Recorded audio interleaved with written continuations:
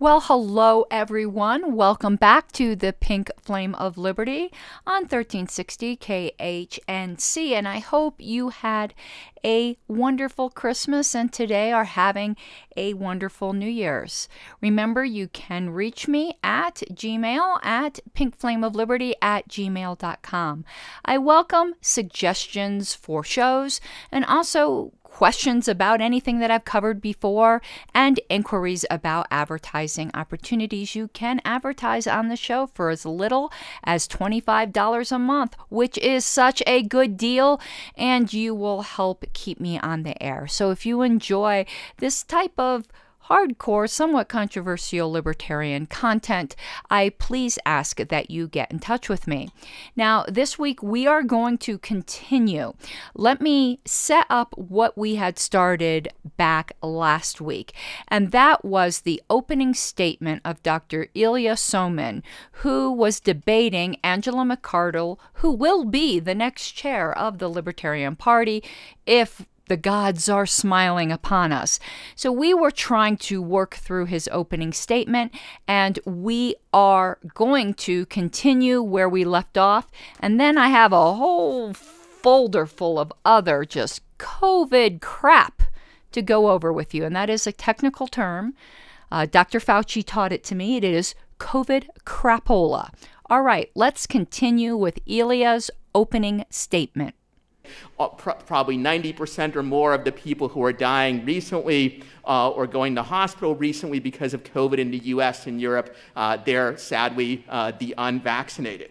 Moreover, the issue is not just protecting the individuals themselves who get vaccinated. If it was only that, I would be opposed to mandates. I don't think. Now, we did cover this part last time. I was just backing up a little bit to give some context. There should be mandates to protect you from your own bad judgment. However, the data also shows pretty consistently that the vaccinated also risk spreading the disease much less. And you know, if you locked everyone in their house, and I know he will say, but that's a greater violation of liberty. But again, all of that is so terribly subjective. So he's saying because vaccinated people allegedly can spread the disease with less frequency, but it's funny that they spread it at all, which to me defeats the entire premise, then it is justified to force people not to force people to be vaccinated, and that just simply does not follow. At what factor? So what if it only prevented one person from getting it spread to them by a vaccinated person? Okay, that's not worth it. 2, 3, I think we then run into what's called the problem of piles. And what the problem is piles is, it's a philosophical issue where if you start just stacking up grains of sand, at which point do you have a pile of sand? If you take away one, is it no longer a pile? That's the idea here. In both the US and data from Israel and elsewhere, a person who gets the COVID vaccine, they're about 6 to 10 times less likely to be infected by COVID than a person who doesn't, if you control for other variables. Well, that is now talking about the people who are vaccinated getting it. And that's fine if you choose to be vaccinated. That's not talking about what he was talking about before, which is about them allegedly spreading it, in which case I think calling this a vaccine to begin with is an entire misnomer. And in addition, even if they are infected, they're somewhat less likely to spread the disease. Oh, now we're somewhat less likely. So for this very ephemeral, not even very much less likely, but somewhat less likely, it's worth medically invading other people. This is data from the Delta variant. I fully admit we don't yet know for sure whether the Omicron variant that just came around is going to be like this or not. I think early data suggests the vaccines still limit the spread, but if it turns out that they don't, I'm perfectly willing to admit that would... Well, aren't you magnanimous? The case for vaccine mandates unless and until we have a vaccine that actually does constrain Omicron like it previously constrained Delta and Alpha and others. Even with vaccination mandates that could be justified, it is not my claim that they can be justified in every conceivable mechanism or circumstances. I'm not in favor of saying, as the government of Austria has done, that the unvaccinated should be completely locked up in their houses. But why not? I mean, wouldn't even more people be saved there? And they're being so selfishly stubborn. I mean, they should be punished in some way, shouldn't they? I mean, where are the brakes on this thing? This guy really makes me throat punchy. Except for a few essential purposes for going out. I think we can have more limited vaccination mandates that are still quite effective. For example, we can impose them in some instances where you already have to show ID and other proof to get in, like on a plane flight and the like. Okay, yeah. So he's basically saying because we've allowed certain infringements on our liberty to happen in the past, and to say that you need to show all these sorts of things to get on a plane, I mean, you're hearkening back to, the severe violations of our liberty that happened after 9/11, and now we're using those to justify even more severe limitations on our liberty. Well, I got news for you, Illya. I oppose those things too. I mean, and to liken like he would like to do, well, school-age children already have to show proof of vaccination in order to go to school. And to even think that that is somewhat comparable, to think that because that has been allowed, that's somehow equivalent, or just a tiny step to say, you need vaccines to go to McDonald's. Alternatively, vaccination can be a requirement of getting certain kinds of government benefits like welfare or Social Security or the like. Now he's really getting totalitarian with a smile. See, this is tyranny with a smile, and this is what makes me so throat punchy. Because he went before from saying, well, we don't want to punish people. We don't want to lock people in their house. And if it can save many hundreds of lives, then it's worth it. But now, and as Angela said in her rebuttal, I'm obviously not in favor of welfare, okay? But the fact is it exists now. And what you already have now is the government strong-arming states into doing things. Like, for instance, when you have all this taxation thrown into a big pot, then you have the states whoring themselves out for, say, money for their roads. And in order to get the money for the roads, well, then you've got to comply with a federally mandated speed limit or federally mandated age at which young people are allowed to consume alcohol because it has strings attached to it. Now he wants to do this with welfare benefits in order to force people who are in desperate situations. A lot of times they are poor because of the government to begin with. The classic case of the government breaking your legs and then trying to give you crutches. But this time he's saying you can't even have the crutches unless you let me medically invade you. You are a scumbag. You are a smiling, nasty, disgusting scumbag. Of them. From a libertarian point of view, that would be a win-win. If the person gets the vaccine, they don't risk spreading contagious disease. If they refuse, at least there's a reduction in welfare spending. Then what about grandma on the street? I guess it's okay if grandma is unvaccinated, you piece of crap. What's not to like about that particular approach, at least from a libertarian point of view. And I don't even propose, that the person lose all benefits or what. Oh, well, you're kind and generous, our overlord. I want to know when you're going to now, because it could save many, many lives, that you just say that people who are overweight can't get benefits because, it's a win-win. If they lose weight, then we have healthier poor people. And if they don't, well, we got a bunch of fatties who aren't on welfare. You are just a pig. You can have a large enough fine that reduces the benefits and provides a strong incentive to get vaccinated. There's also a lot of evidence that when vaccination mandates of various kinds are imposed, they do indeed increase vaccination rates, as we've recently seen with federal employees, where the evidence shows that some 92% of all federal employees have gotten vaccinated as of the last few months. Okay, yeah, so when you force people and you put them over a barrel, then they tend to comply. Okay, Captain Obvious, when you coerce people, sometimes they do what you want. Incredible. Remainder, there's another 3 or 4% who have health exceptions where, it's defensible that they not be required to do so. As always, with any kind of government intervention, or sometimes even with private sector restrictions, we should think about slippery slope risk. So, okay, well, it's about time you started thinking about that, but you have already went slippity sliding way down that slope.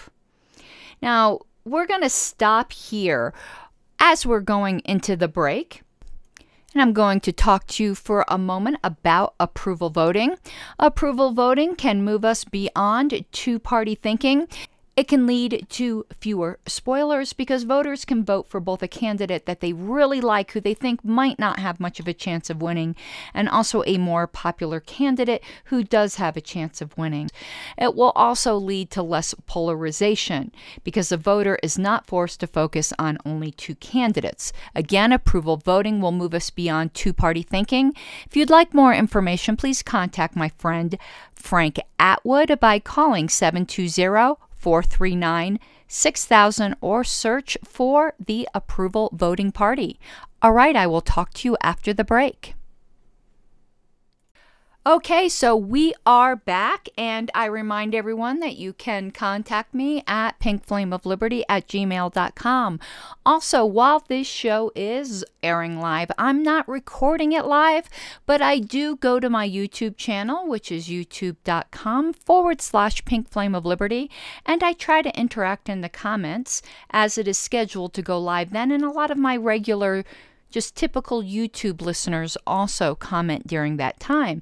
And that's a good segue to ask you to go and check out my YouTube channel. I do a lot of Libertarian Party content, general libertarian politics, and a lot of libertarian history, which is really my true passion.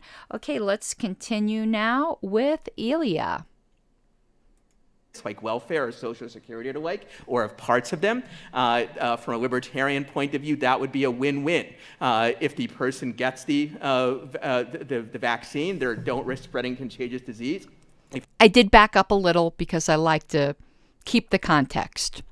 Refuse, at least there's a reduction in welfare spending. What's not to like about that particular approach, at least? Oh, what's not to like is that you're victimizing poor people and treating them as lesser and as your guinea pigs. Oh, what's not to like about that, Illya? From a libertarian point of view, and I don't even propose, that the person lose all benefits or whatnot. You can have a large enough fine that reduces the benefits and provides a strong incentive to get vaccinated. There's also a lot of evidence that when vaccination mandates of various kinds are imposed, they do indeed increase vaccination rates, as we've recently seen with federal employees, where the evidence shows that some 92% of all federal employees have gotten vaccinated as of the last few months when there's been a vaccination mandate, and of the remainder, there's another 3 or 4% who have health exceptions where it's defensible that they not be required to do so. As always, with any kind of government intervention, or sometimes even with private sector restrictions. And we're catching up, but I did want to give the background because what he said was really so incredible. So now we're going into the very, very important slippery slope portion. We should think about slippery slope risk. So I totally understand the concern that, if we have vaccination mandates, maybe that's not in itself terrible, but what will come next? It is in itself terrible. I want to just continually say what it is, because I like saying the quiet part out loud when it comes to things like this. What you're saying is that ultimately, because all laws are enforced at the point of a gun, you think not being vaccinated should be a capital offense. Because What if it got to the point where someone is going into these spaces and refusing to get vaccinated, and then they refuse to leave? Ultimately, the gun comes out, and we'll get into the slippery slope thing, but what if people just decide we can't put up with these unvaccinated people anymore? Then you have my friend, my quote-unquote friend that I talked about last time, who is a member of the National Guard, who said if he was ordered to, he would come and hold me down and forcibly vaccinate me. And if I resisted badly, resisted violently, he would shoot me. You can't totally discount risks like that ever, at least particularly not when you're dealing with government. In this area, however, it seems very likely that vaccination mandates don't pose very much of a slippery slope risk. We know that because we've already had them for over 200 years. Okay, he just disproved his point. He says because we've already had ones in the past, this is not a slippery slope, because we've already accepted that. But all he's proven is that the ones in the past are the slippery slope, and we're now careening towards the bottom of the hill. Do you even think before you talk, sir? Dating all the way back to the Revolutionary War, when George Washington imposed a vaccination mandate against smallpox on his soldiers in the Continental Army. And the slippery slope effects, at least so far in the last 200 years of vaccination mandates, have been very modest. On the other hand, many of the other measures taken to combat... Well, let's stop there a second, too. I'm not going to defend vaccination mandates in the Continental Army, but we are also talking about an all-volunteer army. COVID, lockdowns, school closures, mask mandates, and so forth, they're much more unprecedented. They're much more severe intrusions. Are they? There were mask mandates during the Spanish flu. There were distancing and lockdown mandates during the bubonic plague. I mean, really, are they unprecedented? The village of Eid, back in the time of the bubonic plague, the whole village was isolated from everything. There's a whole other very interesting thing on that, but for, I think it was 18 months, and people from neighboring villages would go and drop food off on the outside, and the villagers would scrape together whatever coins they could and leave it on a rock. And they fully expected that this would be a death sentence for Eid, and that when they came back, when they finally let the village reopen, that... And this was somewhat self-imposed. There's different government systems. It was the government of Eid at the time, if I'm remembering correctly. Who imposed it really isn't germane to my point, but the fact was these are not unprecedented. Liberty. They're also much less effective in stopping the spread of disease. But really, like, let's say that you take, for instance, the village of Eid. You don't think that a complete and utter lockdown where people couldn't even deliver food into the village isn't very effective? Now, it's very tyrannical, but wasn't very effective at stopping bubonic plague from spreading outside of Eid? In addition to being bad in themselves, they pose much more in the way of novel slippery slope risks. Now, you might say to yourself, if we had an ideal libertarian government, it wouldn't impose these other more severe measures, but it wouldn't impose vaccination mandates either. And, excuse me, it would not. And it just really disgusts me that the word libertarian keeps coming out of your mouth. You might be libertarian-ish. You might be libertarian on very many other issues, but, dear sir, you are not libertarian on this one, and stop speaking for us. Even if that's true, however, I would remind you that ideal libertarian governments are in very short supply. So you don't strive for them. Well, let me remind you that societies that never have any murder at all are in very short supply, but we still aim for that, don't we? Marriages that have no cheating are in very short supply, but we still aim for that. I mean, the fact that we're talking about an ideal is no excuse to go, well, oh well, we're going to settle for less. You always strive for goodness. and the honoring of the bodily integrity of other human beings. I guess what annoys me the most about this guy is the grin, because evil with a smiley face on it is just so insidious. Don't have them right now. It's very unlikely that we're going to have them in the near future. Not even a speaker as capable as Angela is likely to persuade the world to turn fully libertarian anytime. He's going to say anytime soon, but you certainly are not. I mean, I could tell you one way we won't get one anytime soon is from people like you. And the sooner we get it will be because of people like Angela. And if I flatter myself, slightly like myself. Even though she is indeed a great public speaker, she's very good at what she does, but not even she, I think, is going to be up to that particular task.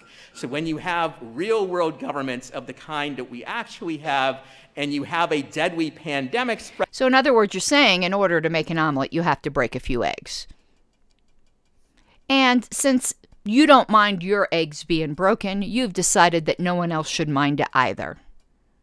It is very likely that governments will act in some way to try to constrain that. If they're not able to constrain it through vaccination, they are likely to adopt other far worse, more restrictive measures. So vaccination is a way to forestall that, and we've already had some benefits from vaccination in that respect.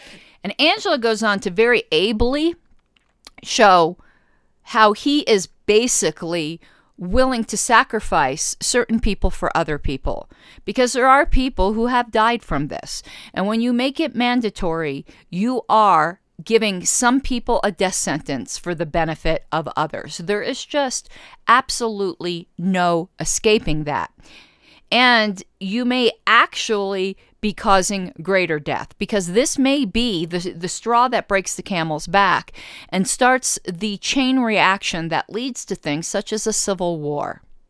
Is it worth it to you, sir?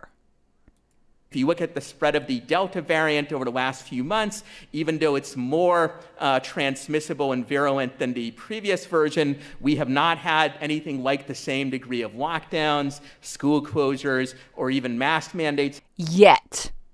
Have you been watching the news? Yet. Many places that we had with the initial variant, and that's obviously because of the difference that vaccination has made. No, it's not. You can see, it's funny. It's obvious it's because of this. I don't think it's obvious it's because of that at all. In fact, if you want to factor in the fact that we have vaccines and we didn't before, I would say what's going on now is actually greater, considering we have this alleged magic vaccine. There's less of a sense of crisis than there was before. There is? What news stations are you watching? I am hearing from Biden like we were all supposed to be dead before Christmas. Okay, we're going to stop there because we are heading into the break. Any questions or comments, please do email me at pinkflameofliberty@gmail.com. And again, please ask about advertising opportunities for as little as $25 a month. Talk to you on the other side. Okay, we are back, and we are just going to jump right back into it where I left off. Of course, I'm exaggerating. But, you know, they don't go to your family. Don't visit your dying relatives. Telling old people, well, stay away from your family this year when this may be the last holiday they have. I'm getting angry. Vaccination is constraining the spread in a way that it didn't before. If we had a higher vaccination rate, instead of the current 60%, if it was 80 or 90% or whatnot, then we would be more secure not only against the virus, but also against our own freedoms. We certainly wouldn't be more secure against the government overreach, sir. Things that governments might do in response to it. So I'll end with this point. Whether you agree with me about vaccination or not, if you're worried about the fate of liberty in the COVID world, you should be mostly focused on these other much more restrictive measures. Lockdowns, school closures, travel bans, masks. How about you don't tell me what I should be worried about, because you do not get to do the value equation for my liberty and my family's liberty.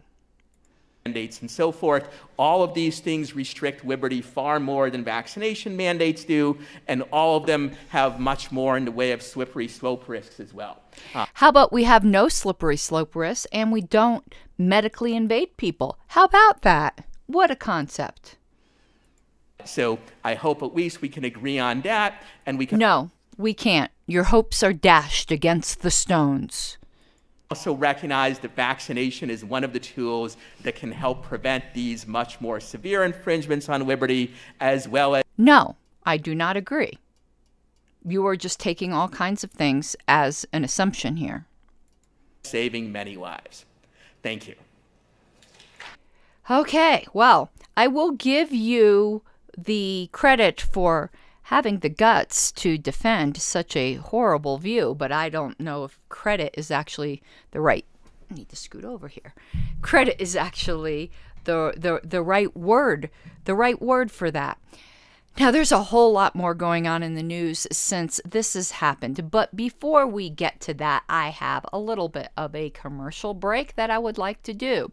Are you in the market to buy or sell your home?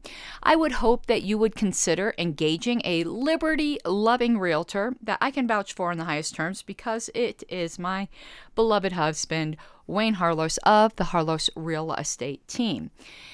But I'm not saying that just because he is my husband, and he's not paying me for this, so it's not for that either. I just think he is an excellent realtor. I have observed him. I have practiced the power of observations, and I see how much he cares about his clients. And I've bought and sold several homes in my life, and I was never, ever treated that well. I've always been in the lower part of the home market, and I find that realtors have bigger fish to fry and bigger commissions to earn, that they sometimes do not spend that much time with the lower value home buyers. Wayne will treat you the same, whether you are buying your first home or you are buying a castle. So you can give him a call at 303-229-3435 or email him at wayne@harlosrealestateteam.com. I would truly, truly appreciate it, and I thank you for supporting my family. Okay, we are continuing now, and we're going to get into some of the newsy type items that I have found, and this is an all COVID show pretty much, I think. And a lot of what I find is from Reason Magazine, which is a very good basic libertarian publication. I know some libertarians think that they're out of their tree on some things, but those aren't the things that I generally will talk about.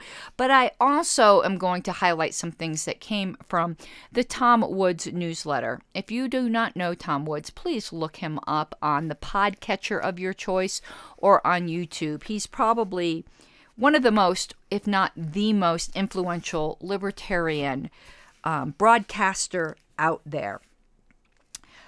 So he had shared some news about the Netherlands being back on hard lockdown again, and how we, backwater Americans, were being scolded by the Europeans for not being enlightened enough to be back on lockdown. We didn't lock down long enough or hard enough. And the thing is, over in Europe, they do have therapeutics and they have multiple vaccines, and they're right back to lockdowns. Remember flatten the curve? I think it's just flattened our heads. So the pattern has been the same with the European lockdowns, is that their numbers were already going down before they locked down, but then they will credit the lockdowns for bringing their numbers down. It is quite insidious and dishonest. And even here, the way the narrative keeps changing is interesting. You won't be able to see this, but I have a little graphic here on my show where Andrew Feinberg, back on November 4th, 21, had said, fact check, DeSantis falsely claims vaccinated citizens without boosters could be declared unvaccinated and lose their jobs. Notice he said this was false. Yet, just over a month later, maybe 6 weeks later, it came out from the Hill that New York government plans to add booster shots to definition of fully vaccinated. Will there be an apology from Andrew Feinberg? I think not. So as Tom Woods said it, you're a crazy conspiracy theorist for thinking X will happen. Then X happens. And then all of a sudden it's great that X happened and there's no apologies or walking back. And let me tell you a story about what happened to a friend of mine who is in Hawaii. In fact, she's the chair of the Libertarian Party of Hawaii, where she had traveled to the mainland and then went back to Hawaii. Now, Hawaii requires vaccination in order to enter, or you have to go through a 2-week quarantine, from what I understand. Now, she's a Hawaii resident. She's been vaccinated, but she did not have it on her phone. She does not want it on her phone. The dystopian nightmare that gets introduced there is just mind-boggling that most people don't even think about it. So it took her forever to get back through the checkpoint in America for her own home because she did not want the app on her phone. She's an older lady. I mean, she's not old by any stretch of the imagination, but she's an older lady who just does not want to be bothered. But there is now places where you have to have it on your phone. So you are forced now to have a product that you might not want, a smartphone, in addition to a vaccine that you might not want. And you know what else smartphones can do? They can track where you're at. So if you are not vaccinated, if you do not have this on your phone, how long before the government starts saying, oh, you were at this gathering or that gathering? 3 years ago, this would have sounded crazy pants. But the scary thing is, it doesn't sound so crazy pants now, does it? Unfortunately, not at all. So going back to the Netherlands, I'd like to read to you a letter that Tom Woods had received from one of his listeners there. He said, "Hi, Tom, writing to you from the Netherlands. Before I dive into that, I want to thank you for the work you do." All right, he goes on to say, the situation in the Netherlands, we were bullied into an evening lockdown because, of course, the virus is more active in the evenings at the end of November. This means that, except supermarkets and gas stations, every other business has to close down at 5. Gyms, closed. Restaurants, closed. Bars, closed. And mind you, they are already behind a vaccinated, tested, or recovered vaccine passport for our good, for our health and safety. Know also that the government can decide whether your business is essential, totally ignoring that the business owner apparently has found customers for his or her business, and how is that non-essential? The reason for the lockdown is alleged increasing cases, which is an unbelievable thing if you start mass testing with an unreliable test at the start of winter. Fast forward to Saturday, December 18th, and we were bullied into a full lockdown, limited to supermarkets, gas stations, and liquor stores for our health. The justification this time? None. See, they stop bothering with justifications after you accept this. Absolutely none. Even if you believe the narrative, worship the PCR test and all that, there's no other justification other than Omicron beneath the surface or some such kind of expletive deleted. This is the situation until January 14th, but as you know by now, it's not over. And from what I read in the news, other European countries will follow suit soon, all for an invisible Omicron variant. And if you think the above is the worst, it isn't. What could be worse is that people are buying this. That is the really hopeless aspect of all of this. No one seems to see that this means another expletive deleted vaccine passports don't stop a little wave of winter cold, but they are obedience passports. Oh, and one more thing they threw in the mix. The injections don't work against Omicron, they tell us. The solution? More injections or lose your vaccine passport. That is horrifying. Now for some more chilling news. This is from Reason Magazine, called Against Fauciism, or instead of fascism, it's Faucism. The White House COVID-19 advisor and his ilk admit they will never let some mitigation measures expire. It had said, the CEO of Southwest had said, I think the case is very strong that masks don't add much, if anything, in the air cabin environment because of the high quality filtration that they already have. But Fauci would not concede. He said you have to be wearing a mask on a plane. Period. End of story. That this is going to be permanent because the fascists clearly want to make things permanent at every stage of the pandemic. These bureaucrats have said the same version of the sentence. Now is not the time to ease up. Not today, not tomorrow, not ever, not as long as they are in charge. Talk to you more after the break. Okay, we are back, and I want to remind you guys that the state convention of the Libertarian Party of Colorado is coming up on March 12th, 2022 at Lily Farm Fresh Event Center in Keensburg in Weld County.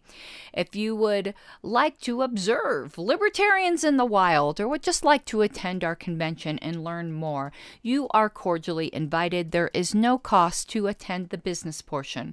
We are having some entertainment in the evening from very well-known libertarian comedian and speaker and activist Dave Smith. It would be well worth the price of admission to come and see Mr. Smith.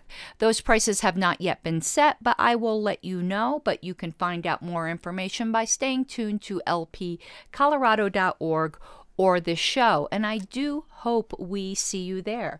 Now let's continue with this COVID nightmare that we can never seem to escape. Another article here from Reason Magazine. We were just talking about how the mask mandates are probably going to be permanent on the airplane. And I'll tell you what I do. And I'm just waiting for some Karen to get at me. But I'm already a very nervous flyer. Take a lot of Valium. That's the only way I can do it. And I tend to sleep the whole time due to that. I pull covers over my head and rest either on the wall, or, on one of those special travel blow-up cushions that you can put your head down. And because I'm under a blanket, I cover my head, I take the damn thing off. One day I am just going to lose my ever-loving mind and probably end up on a no-fly list for just freaking out. I've mentioned this before on the show. I have sensory issues because I have autism. Sometimes wearing a mask for me is sheer torture. Other times it's not. But no exceptions for you.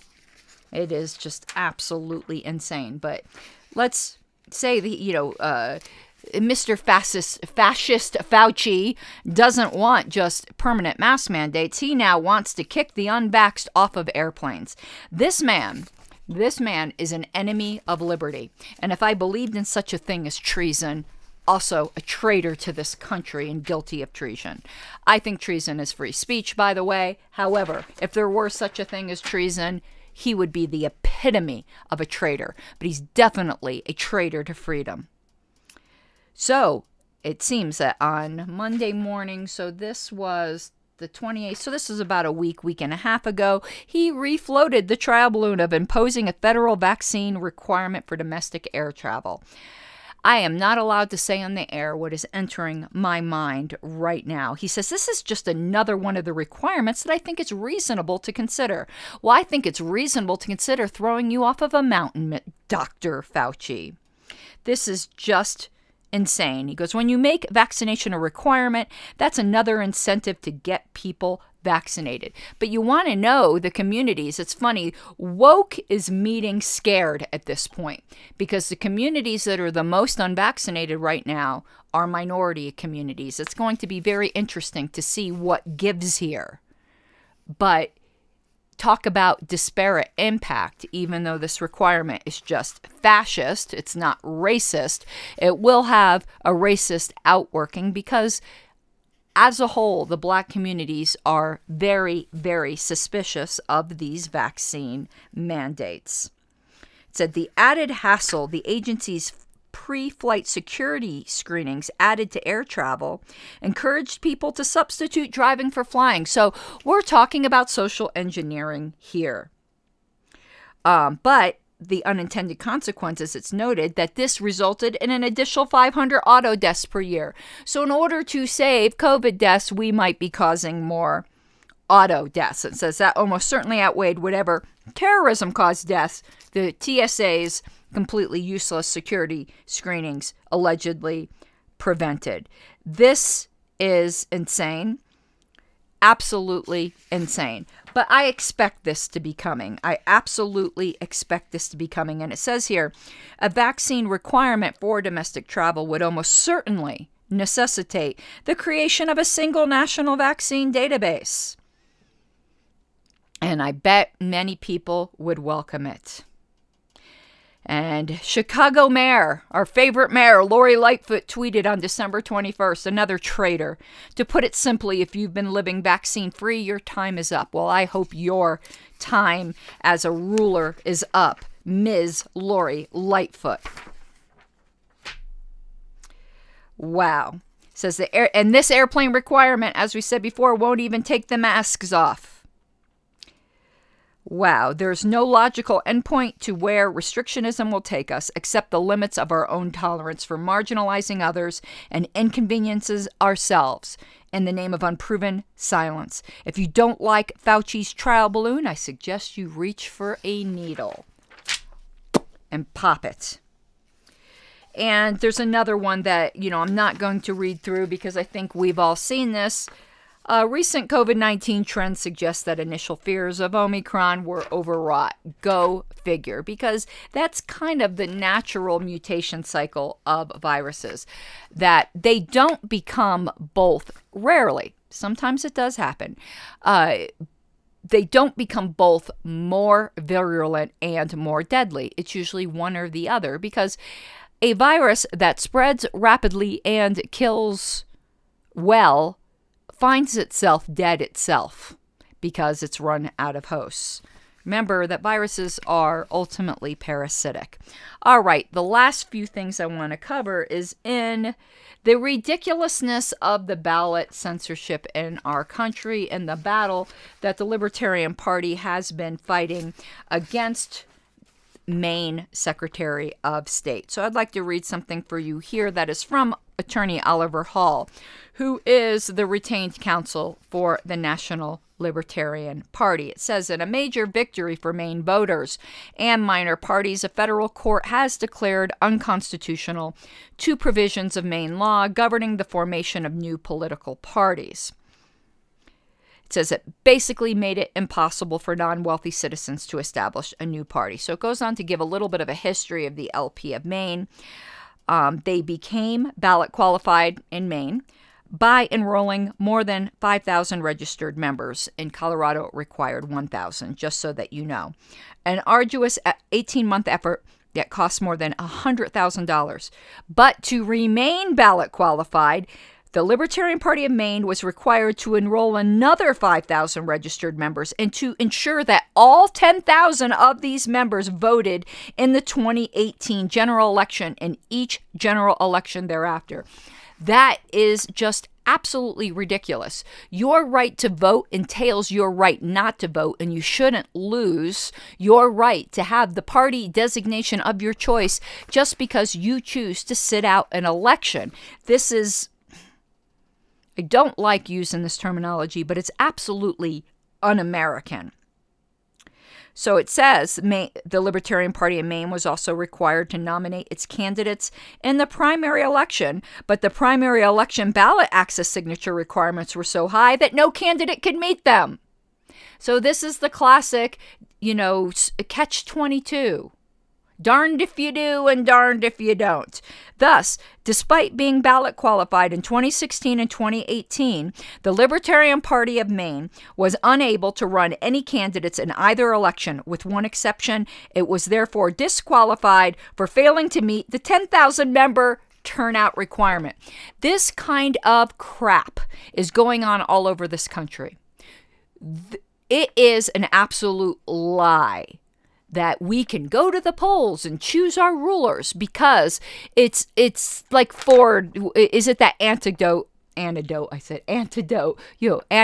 about Ford, who says, you can have your T-Bird, and Was it a T-Bird? Model T, excuse me, Model T in any color you like as long as it's black. You can vote for any candidate you like in America. We're the land of the free as long as it's one of the two parties, because they are colluding with each other to keep their duopoly.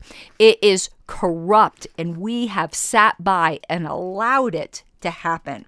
I have a question for you, a thought experiment for you, if you will. A friend of mine challenged me on this, and at first I thought this was just an insanely radical idea, but the more I thought about it, you know, it didn't always used to be in this country that you got ballots that were pre-printed by the state, which is a conflict of interest of the highest order when you think about it. How much more can you interfere in an election than deciding who gets printed on the ballot and in what order? Did you know that our overseas ballots are all write-in? You know, in some states, there are no write-ins at all within the state.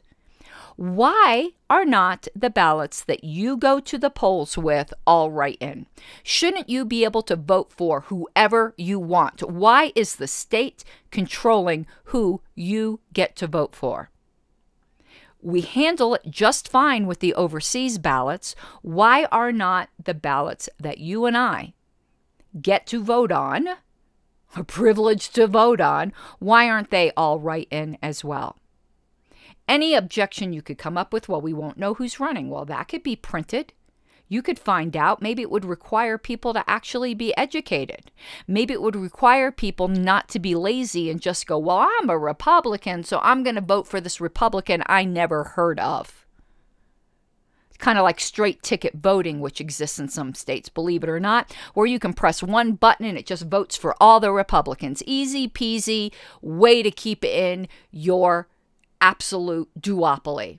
It is obscene what is going on at the ballots in this country, and I will always continue talking about that. But that's it for this show. I do hope you have a wonderful start of 2022, and I will see you next time. Mi guapas de libertad. You gotta take what you're given, that's how we live it. Don't be mad at the system, it's simply how we've existed. I hear a lot of people talking like they politicians and choose to be an accountant because it's safe in a business, not because they want to